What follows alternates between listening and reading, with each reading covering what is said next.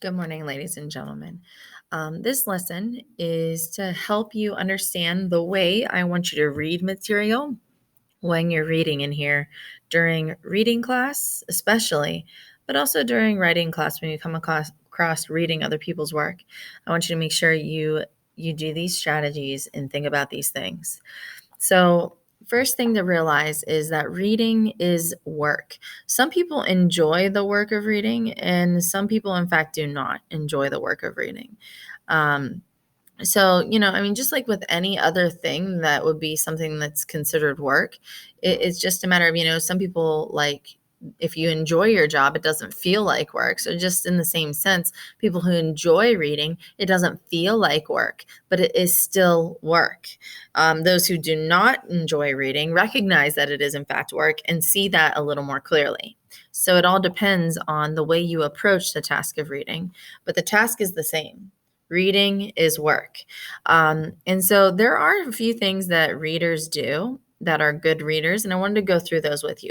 The first thing that good readers do is they read with purpose. In other words, they know the reason behind why they're reading whatever it is that's right in front of them in that moment. So they set a purpose for reading, and they know that purpose before they even begin reading the piece. The purpose may simply be, I've got to read this piece to look for understanding because I'm going to, my teacher's going to test me on it. Or they even come up with a question that they might ask themselves as they're reading the piece when they look at the titles and the settings and the subheadings. The second thing all good readers do is they stop and think. They don't just read an entire passage straight through. They actually take mental stops, paragraph by paragraph or page by page, and they think about what they've read in that moment, process it, and then move on so that way they can remember it later. The third good thing that good readers do is they reread. That's there 3 times on purpose because when you're reading something, it is important to go back and reread and go back and reread and go back and reread. Just like we talked about with close reading through things with 3 phases. That's the same thing. When we read through something, every time we reread it, we reread it for a different reason. And if you don't understand what you're reading, you're going to go back and reread that more times than someone who understands it at a surface level for the first time. And the last thing good readers do is they figure out words they don't know, both how to pronounce them and define them. In the Actively Learn program that we use in here, you can right-click on words you don't know and ask the text to define it for you, which is a great feature, and you are allowed to utilize that feature. Please look up and learn the words that you don't know, okay? So you need to figure those out. So what are some reading strategies you can use to help become a good reader as opposed to a weak reader? One, what you're going to want to do is every so often is mentally stop. In today's activity, I'm asking that you stop every paragraph and do one of these things. So pick which one. I do want you to vary them. So don't just do the same thing every time, but I want you to stop and pick. The first thing you could do is summarize the section. So when you make that stop in the text, you can think about what you just read and type a quick summary in your own words. When you read a summary, you're basically answering the question, what is this section about? And you put what it's about in your own words. You never copy and paste to summarize. You always put it in your own words, and you always make sure that you're leaving your opinion out of it, which means to remain objective. The second thing you want to do or can do when you stop to use a strategy is you ask a question. So then you want to stop and you want to ask a question that pertains to the text.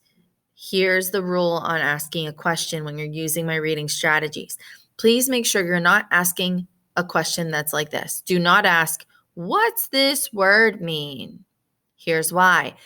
You should be, just as we talked about in the top, good readers already figure out what words that they don't know are. That's an easy question you can answer on your own. So make sure you're asking questions that you authentically cannot find the answer for yourself already. These are questions for confusion, not questions to just use a strategy. And you cannot be confused by a word you don't know when you have access to define it on that Chromebook. So do not ask the question about word definitions. Make sure they're questions about confusion for what's happening in the text that you cannot authentically find the answer to on your own in the text at that moment. The third thing you could do when you use a reading strategy is make a connection to your life or the world in general. This is one of my favorite things to do because it helps me remember what I'm reading. Is when I read something and I stop and I think about, oh, that reminds me of this in my own life, or that reminds me of when I saw that happen in the news or on TV.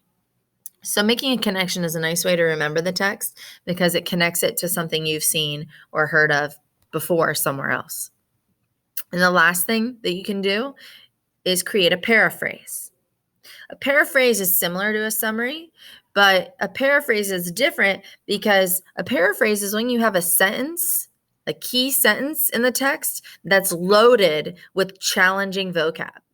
And so to help better understand that key sentence, you look up those vocabulary words and you turn them into words you understand, and you rewrite this sentence using not those vocabulary words that were tricky for you from it, but using words that mean the same thing, and rewrite it in a way that you better understand that key sentence.